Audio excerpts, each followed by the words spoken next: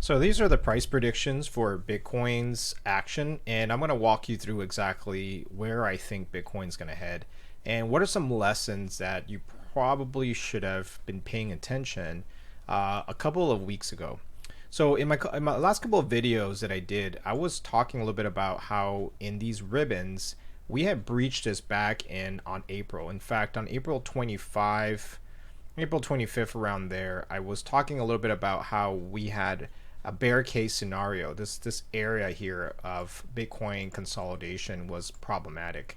And I did post a video about whether it was time to load up on Bitcoin or not, and it gave you kind of like that scenario.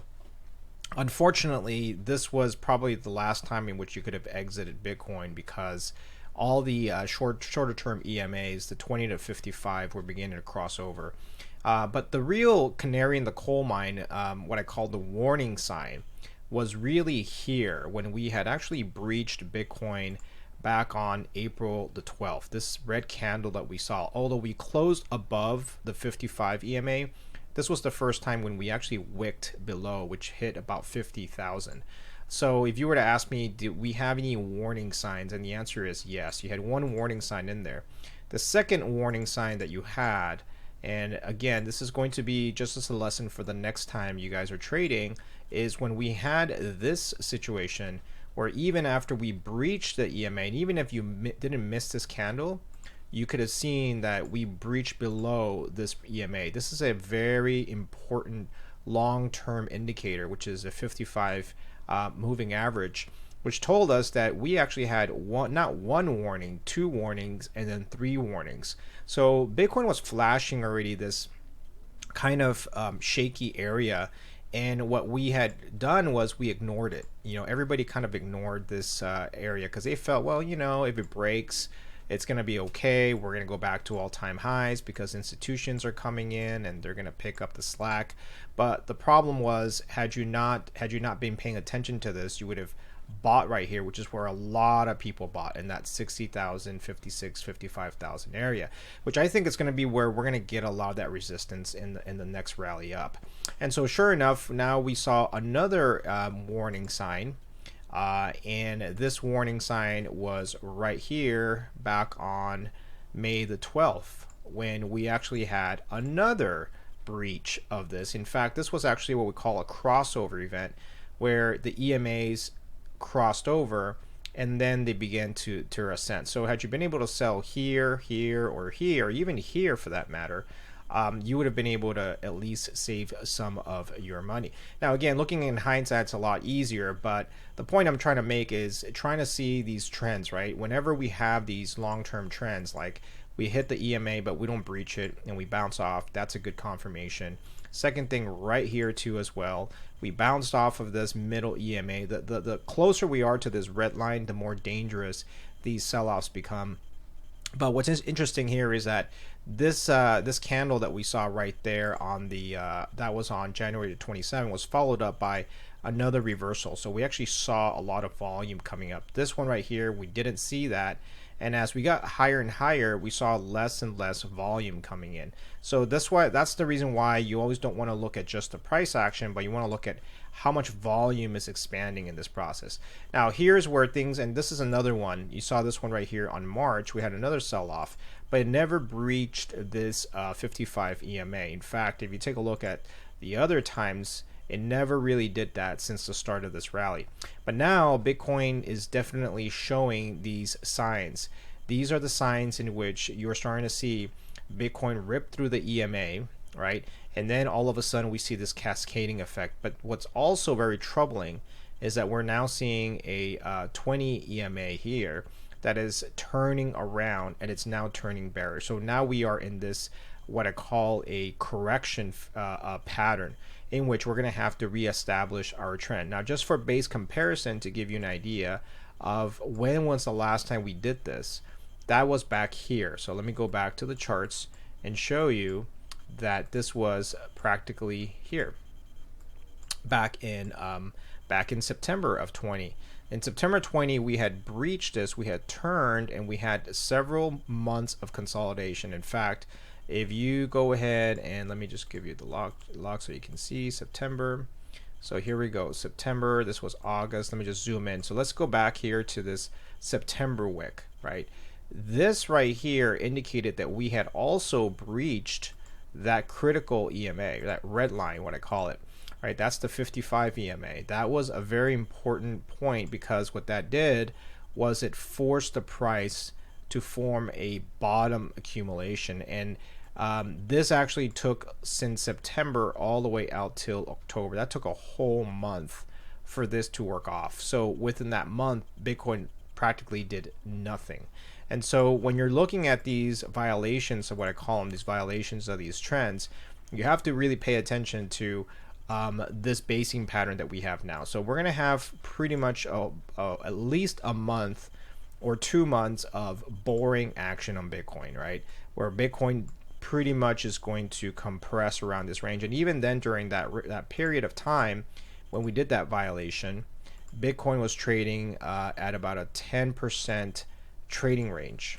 So this is going to provide possible opportunities for the altcoins to rally here, because usually when that happens in this little consolidation range, we do see some sort of altcoin action, and then Bitcoin kind of takes off. But that's for another kind of story. But want to let you guys know that whenever we get these violations off these 55 EMAs, that is generally what's going to happen. So my conclusion here is we're going to end up in this same situation sometime in September, where Bitcoin is going to consolidate for a while, and then it's going to take off possibly, but it's going to get stuck in this range for a little bit. So we're going to backfill, we're going to have compressions in the candles, and then all of a sudden we're going to see the EMAs turn around as we begin heading higher on expanding volume.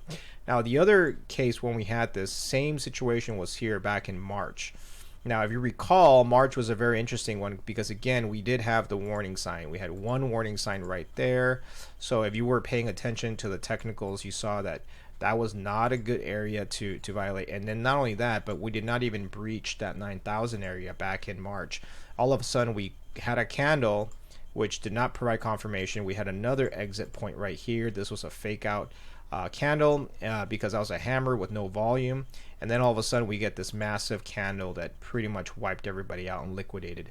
But the interesting thing about this day, this was March 12th, it only happened on one day. So technically we had bottomed out.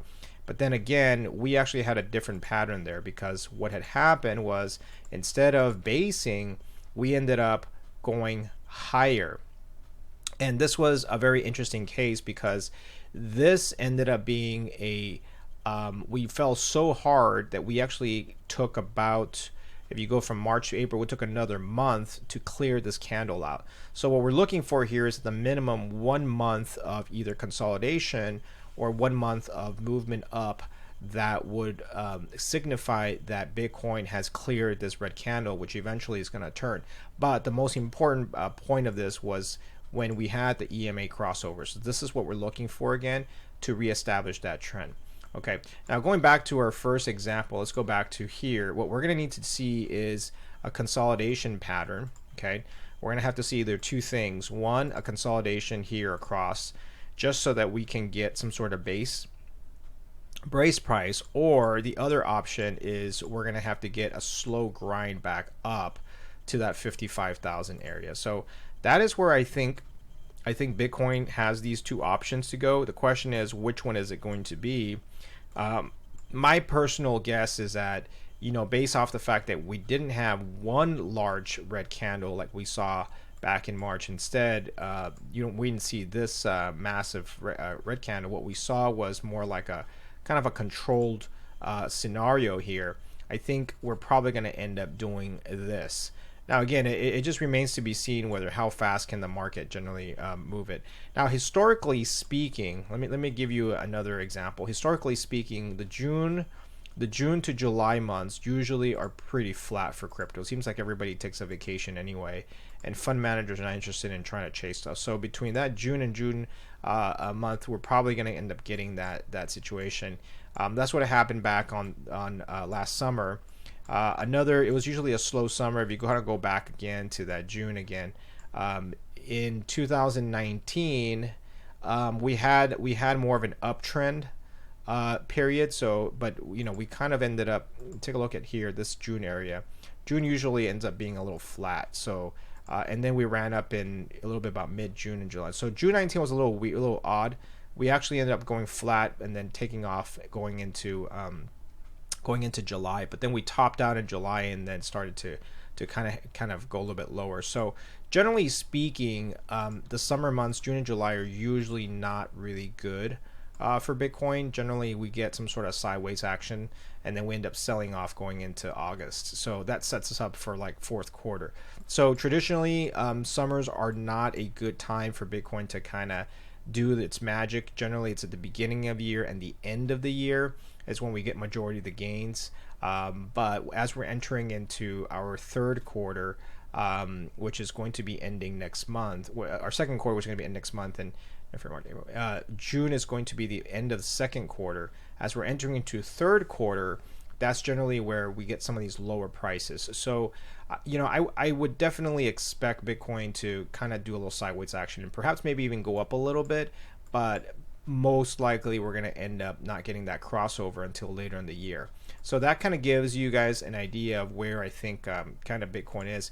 Now, another thing also I wanted to mention was if you take a look at the monthly, we're going to be ending May probably in the red. We've got about 8 more days for April.